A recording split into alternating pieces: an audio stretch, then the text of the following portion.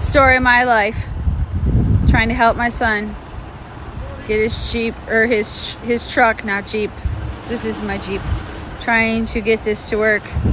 He's really hoping that this worked.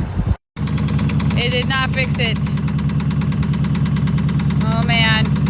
I can feel it hitting up against the fucking Poor guy. Anybody want a truck for like whatever you'll give us for it? Nissan Titan 2004. He needs a running vehicle, and obviously it needs a new engine. Poor 20-year-old can't get a break.